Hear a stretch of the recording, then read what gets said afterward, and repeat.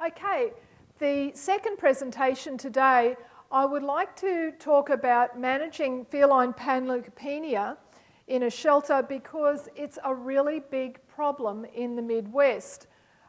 We have done a study recently, and I'm going to weave through the study information with the information about panleukopenia virus through my presentation. So we'll give you some basic background information about the infection first, tell you about the Chicago study that the Purdue Maddie Shelter Medicine program performed over the last year at Purdue, Chicago, talk a little bit about quarantine and disinfection, vaccination, which is a crucial part of protecting cats against panleukopenia, and communication. So these are some headlines that I pulled from internet websites just last week. It looks like panleukopenia is a very newsworthy topic, and it's killing a lot of cats out there. I think particularly in the Midwest and the Southwest, it seems to be an endemic problem in shelters, and it's affecting large populations of cats. It seems to come in waves, in outbreaks, and it's a real problem for shelter cats.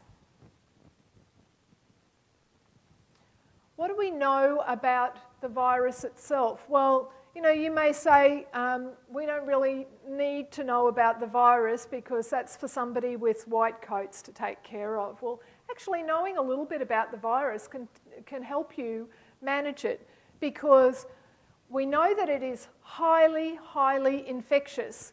It's got no envelope. What's the practical significance of that? If a virus doesn't have an envelope, then there's a whole range of disinfectants like quaternary ammonium compounds that just won't get it. Those quaternary ammonium compounds, those disinfectants, the way they work is by breaking open that viral envelope, and that's how they kill the virus. If you're working with a virus that has no envelope in the first place, then those disinfectants become useless. It's a DNA virus, and it's one serotype. I always think about a photocopier when I'm thinking about this, because that's what viruses do. They copy over and over and over again through generations. If they've got DNA, if they're DNA viruses, they're pretty good quality photocopiers. They do a good, accurate job of reproducing themselves, so that what happens is that you get a uniform set of clinical signs. So generation to generation, that virus doesn't change very much, so it produces pretty similar clinical signs. There's just one serotype with panleukopenia as well, so that also makes for pretty uniform clinical signs. The really bad thing that I think probably you all know about it is that it is very, very difficult to get rid of in the environment. We know that it can remain infectious at room temperature for at least 1 year. So you need to do a really good cleanup, because if you leave some fecal material, infected fecal material for instance, in the shelter, even if you came back a year later and put a susceptible kitten in that environment, a year later it could be infected. So it's really difficult to clean up, very hardy, and we need to know what we're doing as far as disinfection goes. Mortality rate is up to 50 to 90%. It's a severe, often fatal disease. A lot of you may have heard of canine parvovirus 2C. I often think of it as C for cats, because that's the one type of canine parvovirus that can jump to cats. As far as we know, panleukopenia virus does not jump to dogs. So it's different from canine parvovirus 2C. They all produce these fairly uniform clinical signs, though, of hemorrhagic gastroenteritis. So, what are the main methods of transmission? Direct contact is the most important method of transmission, and environmental contamination. So there's the orofecal route, as you would expect with any disease that causes diarrhea and vomiting. So we want to make sure that we clean up feces or vomitus from our environment. But sneezing can also spread the virus. A lot of the cats in the study that we did had URI at the same time as they had signs of panleukopenia. And these cats not only had vomiting and diarrhea, but they were sneezing. Their sneeze droplets contained infectious upper respiratory tract agents and also contained panleukopenia virus. So they can actually sneeze this virus into the environment as well. It's not just urine, feces, and vomitus. And it can have prenatal effects because panleukopenia crosses the placenta in pregnant queens. It can infect the fetus, and it likes to infect rapidly dividing cells, and just depending on the stage of pregnancy, it will go for a different anatomical area of the fetus. So we'll talk about that a little bit later, but the main areas that are known to be infected earlier in pregnancy, it tends to be the retina, so you can have problems with these kittens not seeing well, although that tends to be not a common situation that occurs, because if they're infected that early in pregnancy, often there will be abortions anyway. The other time that they can be infected, the other place that they can be infected is in their cerebellum. That's part of their brain, which is responsible for coordination of their movements. And if they get infected even after they've been born in the first few weeks of life, their cerebellum can be affected, so that they have what's called an intention tremor.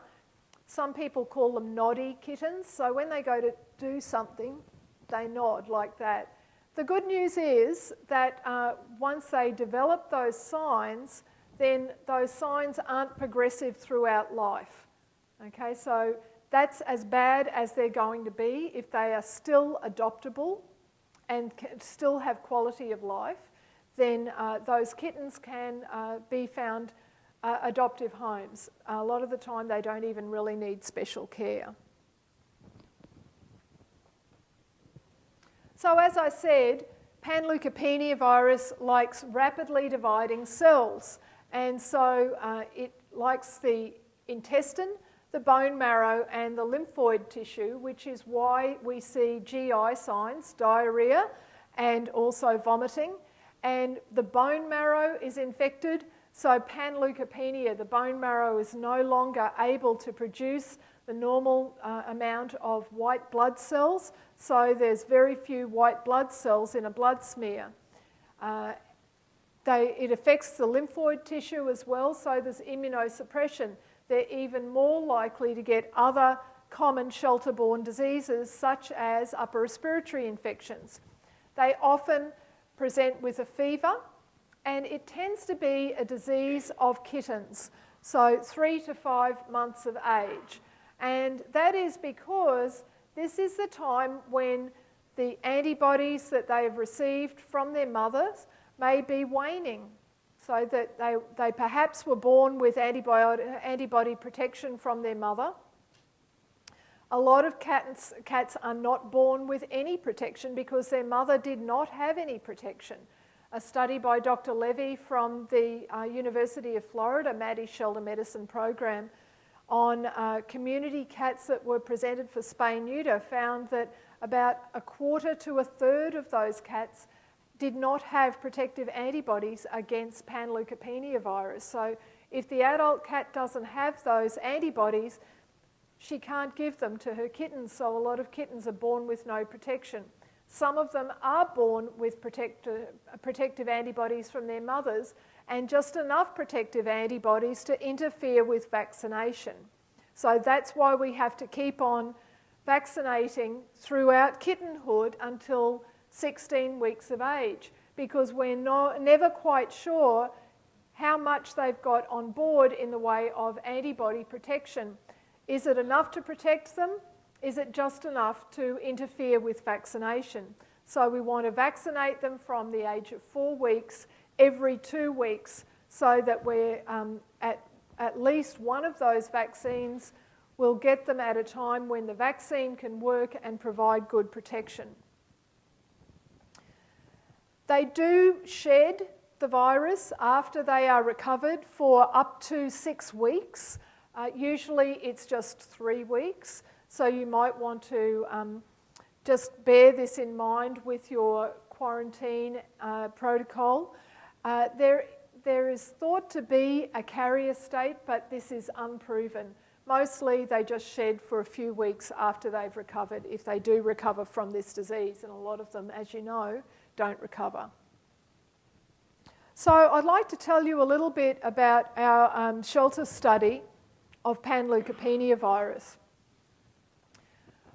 We did this last year, and there was a very shelter-aware and interested veterinarian from Thailand called Dr. Chutamas, who came to visit the Maddie Shelter Medicine program at Purdue. She wanted to engage in some practical research, and she went to Port Chicago and did a records review of all of the cases of Panleukopenia over 10 months in October, from January to October 2010.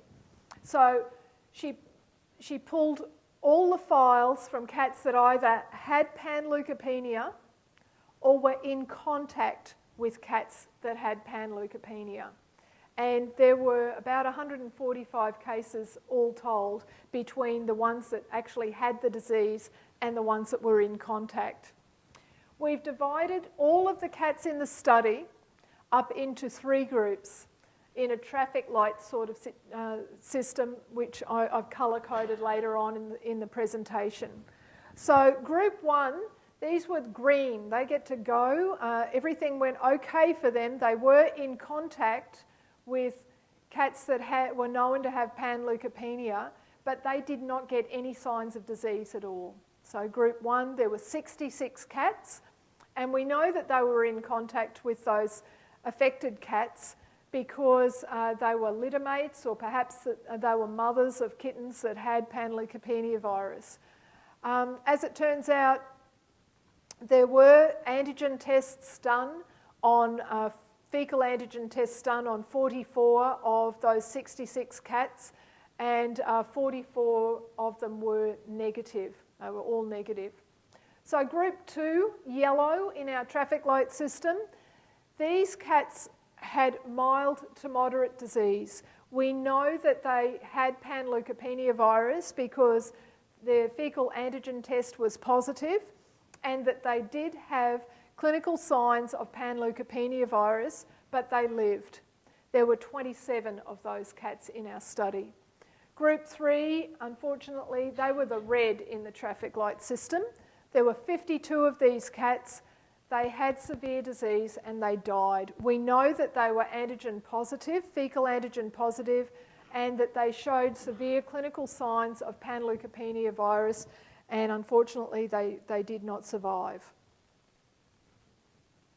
So this table is just a little summary of a description of what those cats looked like.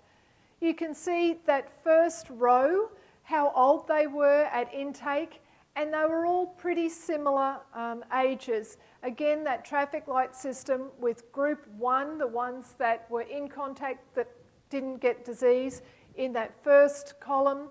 Then group 2, they developed mild disease in the second column, and in the right-hand column, there were group 3 cats that died of the disease. And along that second row there, they were the pretty similar ages. They were dominated by kittens, as you can see. The row below that, there were 79% of that group 1 were kittens, 70% of group 2 were kittens, and 85% of group 3 were kittens. And by kittens in that case, I mean less than 6 months of age. We got the usual sort of shelter breed mix, which is not much of a mix. Most of them were domestic short hair. And there was a mix of genders as well. One interesting finding was that we grouped them by whether they were owner relinquished or they were strayed, and we got a pretty similar mix of owner relinquished and stray cats in each of those groups.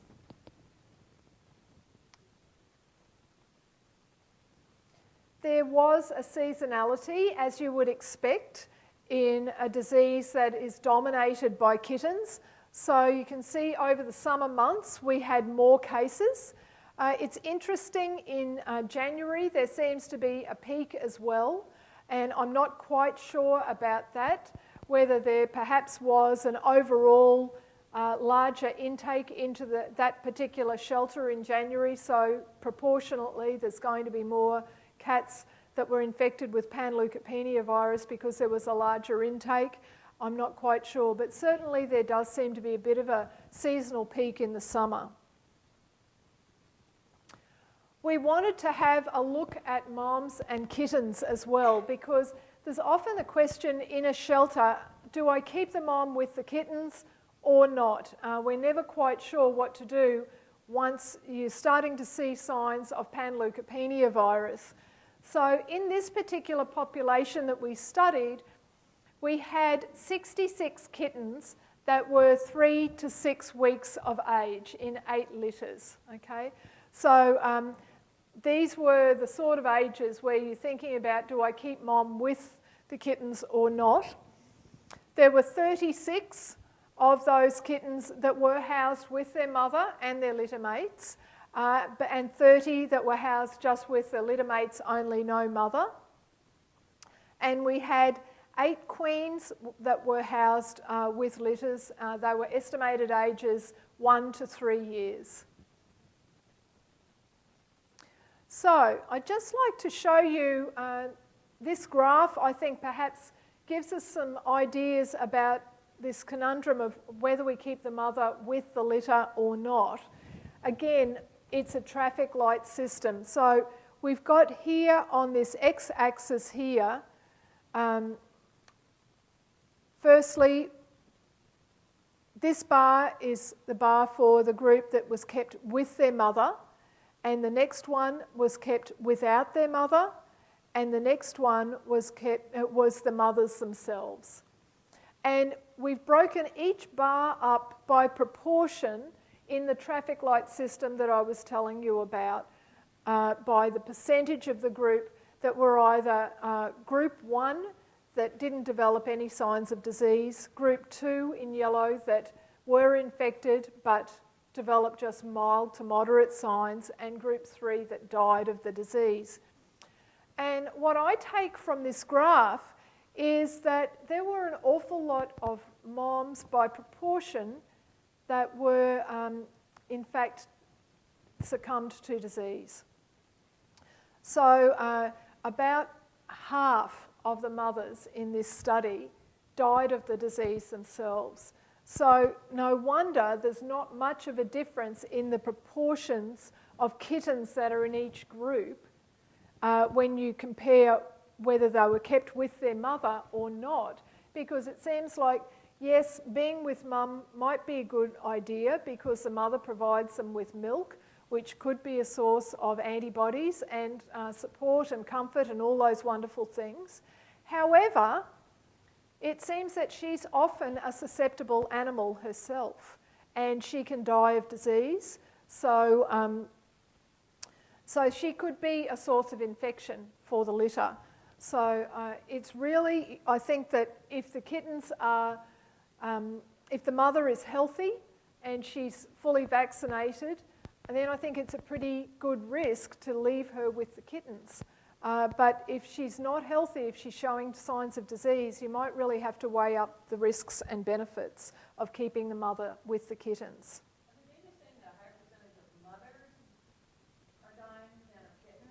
Yes, so the question was, that graph looks like there's a higher percentage of mothers that died than kittens, And yes, in fact, that's what happened in this population of 145 cats. There were only 8 mothers. So, you know, when you've only got a small number to deal with, that's the sort of thing that can happen when the numbers play out.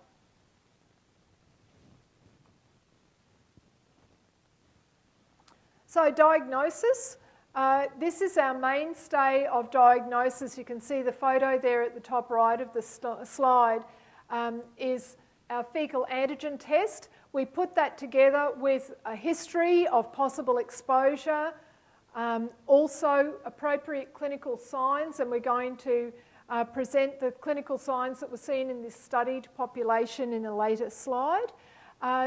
What we should know about that fecal antigen test is that there can be false negatives and very, very occasionally false positives. So false negatives can occur up to about a quarter of the time because the test detects antigen in the feces. So parvovirus antigen in the feces. You use the canine test that has now been validated for use in cats as well. So it gives good, accurate results in cats as well as dogs.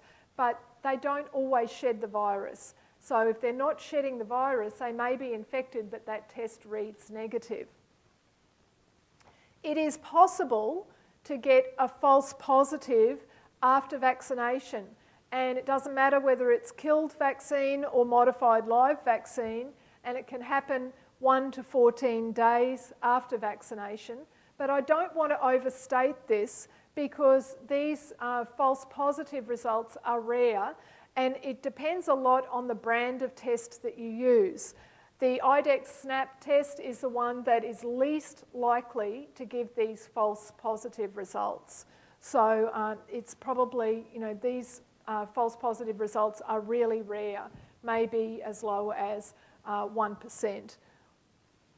Blood smears are a good adjunct to diagnosis. Perhaps you've got a case here that you think is panleukopenia virus, but the antigen test is negative, perhaps because of intermittent shedding. So if you do a blood smear and you see leukopenia, especially neutropenia, so you're not seeing neutrophils, you may well be able to make your diagnosis with that.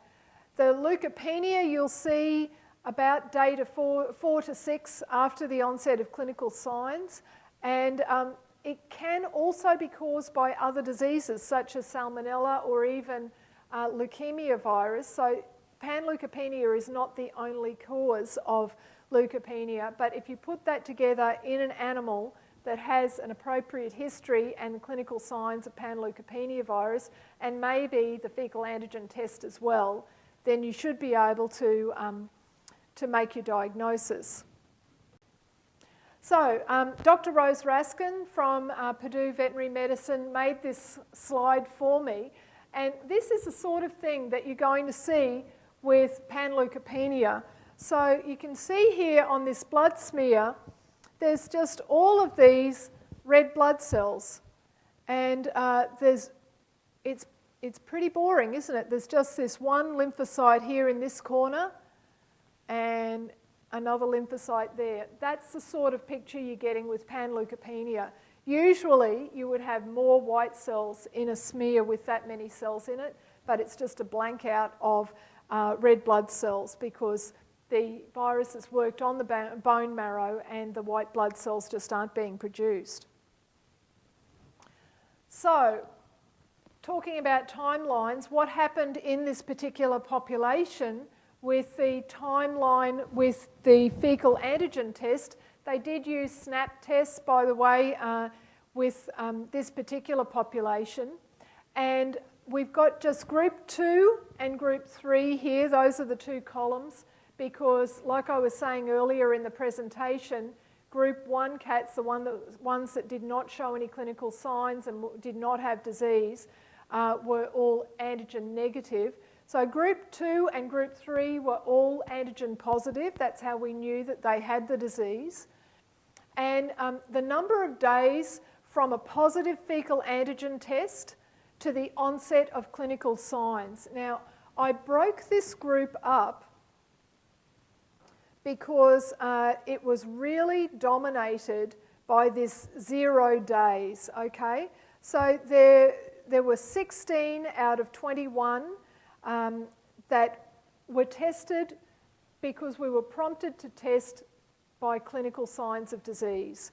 There were some cats that were tested before the clinical signs developed, some cats that were tested after, not very many, but most of them, 16 out of the 21 that we had records for, were tested just prompted by the clinical signs of disease. And again, 32 out of 39 for this group 3. For these cats in group 2 that were infected and lived, the number of days from the onset of clinical signs until they were healthy was an average of about 5 days, range of 1 to 9 days. And by healthy, I mean they're eating again and starting to show that they're interested in life, but they're eating voluntarily.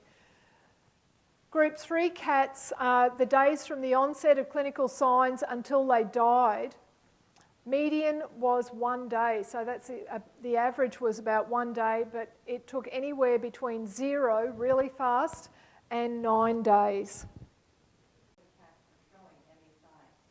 So the question was, in some cats, was the antigen test done before clinical signs were shown? And the answer to that is yes. Sometimes it was done before any clinical signs were shown. And the reason that that was done was because perhaps that particular cat was known to be in contact with a litter mate that had shown signs of disease. So some of them were in contact, but they had no signs yet. They had a positive antigen test, and it just took them a day or two to start developing clinical signs. Others, there were a few of them there too, where they didn't become positive until after the clinical signs were shown, and there were some repeat tests done. So what were those clinical signs?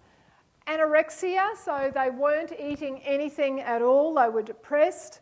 They had a fever. Just a little note here, kittens run cooler than adult cats. So if they're 6 weeks or under, we're going to call it a fever if it's anything above 101.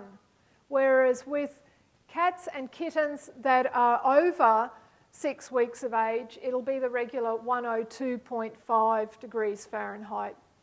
Obviously, a lot of them were dehydrated because they were vomiting, they had diarrhea. Sometimes there was blood in the vomit or the diarrhea.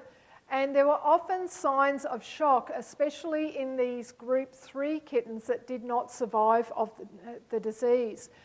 They had pale mucous membranes, prolonged capillary refill time, so if you pressed on their gums and took your finger away again, it took more than 2 seconds for the gum to regain its colour again.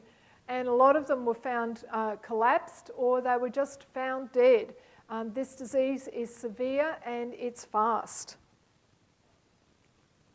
So again, a table looking at the group 2 and 3 cats that were infected. The group 2 showed mild signs or moderate signs, and the group 3 cats did not live. So you can see that there were a lot of the cats that showed fever, dehydration, anorexia. One of the veterinarians at Purdue, Chicago, said to me, I'm surprised that there weren't more than about 50% of the cats that were showing signs of anorexia, because usually that's one of the things that we're looking for is anorexia, they're not eating, in order to make us suspicious that perhaps panleukopenia is coming.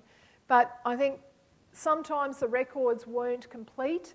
So with any study, we're just reliant on the information that we can gather, and if nobody wrote anorexia in the file, then perhaps I wasn't able to count it.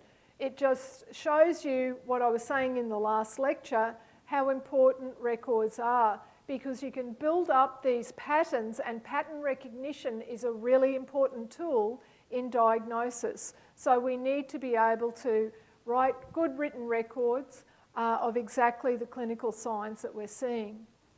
One thing that really jumps out with this table is this last row here. These really severe signs of circulatory shock where they get collapse, and in all cases where they showed signs of circulatory shock, they were pale and they collapsed, they died. Okay? There weren't any cats that lived of the disease that showed signs of circulatory shock. So what kinds of treatments did they use at Purdue Chicago? They were all supportive treatments, because really there's no curative treatment for panleukopenia virus. So obviously fluid therapy is really important. IV is great if you can get it. It's a bit difficult in small kittens, so a lot of the time it was sub-Q fluids. Covering with antimicrobials, antibiotics, such as doxycycline. Doxycycline is a good antibiotic to cover if there are signs of upper respiratory tract infection. So that might be one that you want to go for if you're looking for an antibiotic to cover these cats, because they've often got signs of upper respiratory infection as well. Antiemetics to stop them vomiting. Metoclopramide or dolucitron were used. Famotidine is an H2 blocker to try and settle their tummies a bit. And appetite stimulants, but these are really only of any use during the recovery phase. If a cat is really ill, it's going to be too sick for these appetite stimulants such as diazepam or mirtazapine to work. Have any of you used serum from an immune cat in kittens to try and protect the kittens? They didn't use it at Purdue Chicago either, but just to let you know, and so it's in the notes for you, if you have unvaccinated exposed kittens that are still healthy, not showing clinical signs of disease, you can try and protect them using 2 ml of serum from a cat that's known to be immune. So that might be an older, fully vaccinated cat. And if you do that, you're going to have to delay vaccination in those kittens by 2 to 4 weeks, because it's going to have a high antibody titer that might interfere with vaccination. And you're going to have to continue the vaccination course on 2 to 4 weeks longer than usual as well. So we'll talk about quarantine and disinfection. So you need to quarantine for 14 days after panleukopenia is known to have occurred. Cease all intake of cats if possible, because if there's an outbreak, you really are in an emergency situation with this very severe disease, and you want to make sure that you don't expose more cats to the disease. You've got to actively manage your population. So you separate cats out into groups. Are they clinical cases that need to be quarantined? Perhaps they're in contact but not clinical, like those green cats, group 1 in our traffic light system. Incoming cats, if you can't close to intake, you've got to protect those incoming cats and make sure that they're not in contact with infected animals, or even animals known to be in contact. And of course, kittens are a special high-risk group because of the potential lack of protective immunity that I was talking about earlier. So you need to make sure that they're separated from the population as well. Throughout, you need to continue your vaccination protocols, okay? Even if an animal is in contact, you're worried about it, continue vaccinating. That's probably your most powerful tool. Once a cat shows clinical signs of disease, probably vaccination is a bit too late by that stage, but all other cats must be vaccinated with modified live vaccine. Handle quarantined cats last, okay? So cats that are known to be at very low risk, you start with those first. They might be fully immunised and they have not been in contact, and you handle infected cats last. If you have any suspect cats, do fecal antigen tests and run blood smears as well. Both of those pieces of information can build up a picture of a diagnosis that you can make. It is okay to move quarantined adults to a lower risk group a week after they've been vaccinated. So this is if they're fully adults, they're over 16 weeks of age, and they've had a modified live vaccine a week earlier, you can move them out into a lower risk group and perhaps free up some space. You also need for each of these areas to provide a separate set of essential equipment, so you're not taking equipment from one place to the next. Fomite spread is really important with this disease because the disease is so long-lived in the environment, on your clothes, on your hands. It is really, really important that you don't have fomite spread. So you want to make sure that things don't get taken from one room to the next. You need to make sure that your disinfection protocols are exactly what they should be, just like I was saying earlier about that telephone number. Unless you do it exactly right, you're not going to get through to the number that you wanted to call. So you do have to clean first with soap or disinfectant. If you miss any areas and there's feces or urine or vomit left, then you will have fomite spread. Use protective clothing. If possible, if you can manage it, make it disposable clothing and don't take the clothing from one room to the next. Booties are better than the foot baths because foot baths get inactivated very quickly. Remember what I was saying before about organic material will inactivate disinfectants? So, you know, what better conditions could you get for inactivating a disinfectant than in a foot bath?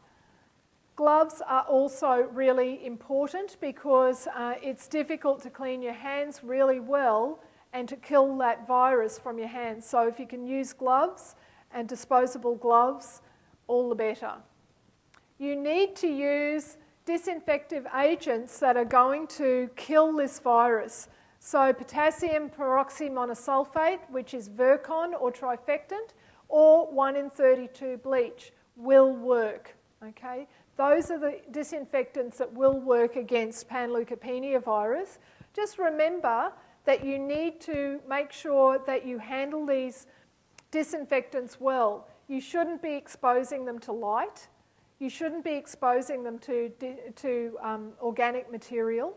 And you should be making them up fresh at least every couple of days and allow them full 10 minutes contact time. Just so you know what won't kill Panleukopenia virus, quaternary ammonium disinfectants such as Rocal, 222, Parvasol. Who would know that? Parvasol, why would you call something Parvasol if it didn't kill a parvovirus? Well, it doesn't kill feline parvovirus, so it seems that names aren't always what they say. So quaternary ammonium compounds will not kill Panleukopenia virus or canine parvovirus for that matter.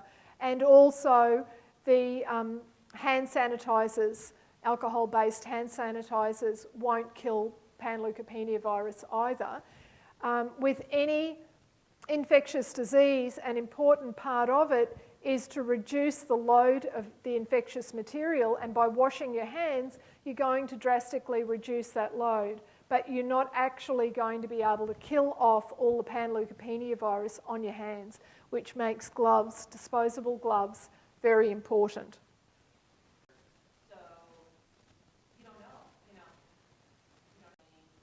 know, well, so the question is, would you recommend changing gloves between every single cat cage while the staff is cleaning? Ideally, yes. If you can afford to do that, that would be an ideal situation. if you can't afford to do that, you've got to remember that if you've got all of these animals in the same risk group in a room, you're going to be moving between those animals with your clothing that may have been sneezed on or whatever, and there's going to be fomites on that. So in that way, probably changing gloves is not going to get the whole problem because you're moving between cats. Hopefully you've managed your population so that you've got risk groups separated though. So. In our shelter we can't because we've got all incoming cats. No way cats. No. Well, incoming cats themselves are a risk group. So, that is one of your groups. So, and then there's they're an unknown risk group, but they are a risk group. They are lower risk, for instance, than cats known to have been diagnosed with the virus and are clinical. So, separating out incoming cats is a management tool that you can do. Vaccination. So, all cats should receive modified live vaccine on intake. Even if they're mildly sick or injured, you're having to balance the risk to the animal from vaccination with the risk from infection. And in a shelter, you really do need to err on the side of vaccination. And as I was saying earlier, you start at 4 weeks and you vaccinate every 2 weeks until the age of 16 weeks. Adult cats, you do 2 doses, 2 weeks apart. Again, you're vaccinating immediately on intake. That modified live vaccine takes about 72 hours to protect, and that's been shown in challenge studies. Yes, question?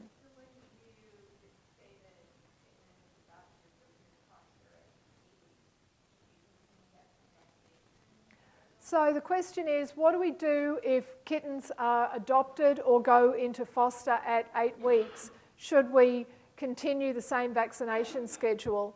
Well, if they're adopted, then it becomes the responsibility of the adopter to continue that vaccination. If I don't think there'd be, okay. And if they're in a foster home, then it's still your responsibility to keep that kitten vaccinated. And while it's in a lower risk group, because it's in a foster home, than it would be if you're keeping that kitten at a shelter, it's still a good idea to get the foster caregivers to come in when the kitten is due for that vaccination every 2 weeks. As I said earlier, vaccination is unlikely to be helpful once clinical signs commence, and you shouldn't be giving it to a modified live vaccine shouldn't be given to kittens that are under 4 weeks of age, because there can be these cerebellar signs, that noddy kitten syndrome that I was talking to you about earlier, or to pregnant queens. And there's got to be a risk assessment here. I think, really that goes along with the idea of spay-neuter. I think there'd be a lot of shelters that generally, if it's female, it gets spayed. And we don't want to produce more kittens, if at all possible. So a lot of shelters will spay pregnant queens anyway, so it doesn't become a problem. The reason that you don't vaccinate pregnant queens is because of the risk to the neonatal kittens, but if you're going to spay the queen anyway, then it's a good idea to just vaccinate her so she's protected. So communication, just to finish up with, this is a really severe disease, as you can see from the study that we've done. So you need to tell everybody, hey, I've got an outbreak situation going on here. I think for some of us, there seems to be almost a continual outbreak, and you could see from that graph that I showed you, there were cases every single month at Pause Chicago. Sometimes, perhaps you might be a bit luckier than that, and you're not seeing cases almost continually. So if that is the case, You should be advising local shelters, veterinary hospitals, rescue groups. Tell everybody that this is what's going on, because you might need to shut your shelter to intake. And you need to educate your foster caregivers as well as the adopters about the risks. If there has been panleukopenia recently in your shelter, that will be all of the people that are taking care of cats from 3 days before the first case was recognised. And you should let them know what clinical signs they should watch for and what action to take. You need to document all new cases. So the main methods of documentation, of course, you need to write it all down. You need to document who those cases are, what's their ID number, age, gender, where you got them from, and also the diagnostic results. So did you do fecal antigen tests? Did you do blood smear? When did the clinical signs develop? What were the clinical signs? You need to document that, because, again, you build up a pattern, and you can also use those records to help you manage your population.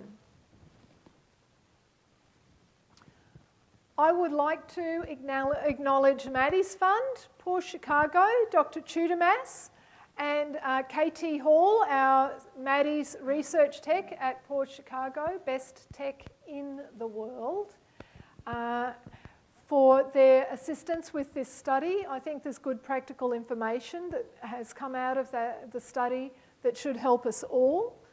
Thank you very much. I think it's break time.